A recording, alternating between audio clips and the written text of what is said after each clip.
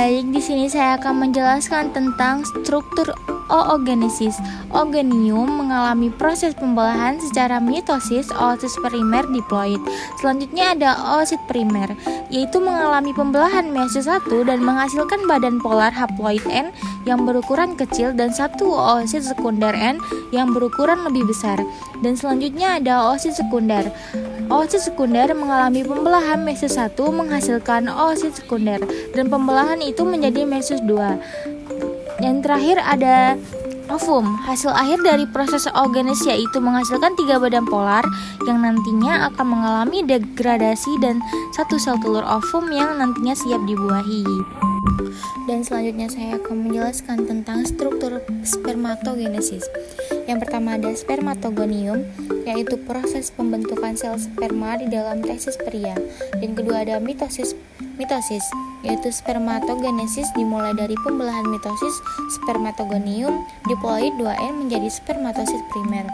Dan selanjutnya ada spermatosis primer mengalami proses pembelahan yang menghasilkan 2 spermatosis sekunder. Dan yang selanjutnya ada spermatid. Spermatosis sekunder mengalami pembelahan meiosis 2 menghasilkan 4 spermatid. Yang terakhir ada spermatozoa. Hasil akhir dari proses spermatogenesis ialah 1 spermatogonium menghasilkan 4 spermatozoa. Selanjutnya ada struktur sperma. Yang pertama ada aksonem. Aksonem itu struktur silindris yang terletak di bagian inti flagel yang berfungsi sebagai kerangka untuk gerakan. Dan kedua ada mitokondria. Fungsi utama mitokondria dalam sel adalah sebagai pembangkit tenaga yang menghasilkan ATP melalui proses respirasi seluler. Dan ketiga ada sentriosol, yaitu fungsi utamanya adalah membantu memisahkan kromosom selama pembelahan sel terlibat dalam pembentukan flagel untuk pergerakan sel. Dan selanjutnya ada nukleus, yaitu organ sel yang berfungsi sebagai pusat pengendalian dan penyimpanan informasi genetik. Dan terakhir ada akrosom. Fungsi utama akrosom ini adalah memfasilitasi fertilisasi dengan membantu sperma menembus lapisan luar sel telur sehingga memungkinkan terjadinya pembuahan. Dan di sini ada 3 bagian, yaitu bagian ekor, bagian tengah, bagian kepala. Bagian ekor bagian ini dikenal sebagai alat gerak spermatozoa. Bagian tengah berfungsi sebagai penghubung kedua ujung sel sperma, dan bagian kepala merupakan bagian inti spermatozoa yang berisi materi genetik berupa kromosom. Kepala spermatozoa berfungsi untuk menghancurkan asam hyaluronat pada sel telur sehingga sperma bisa masuk ke dalamnya. Dan terakhir ada struktur ovum. Yang pertama ada nukleus, yaitu menghasilkan RNA dan menyusun ribosom untuk sintesis protein serta mengatur aktivitas seluler yang mendukung perkembangan ovum.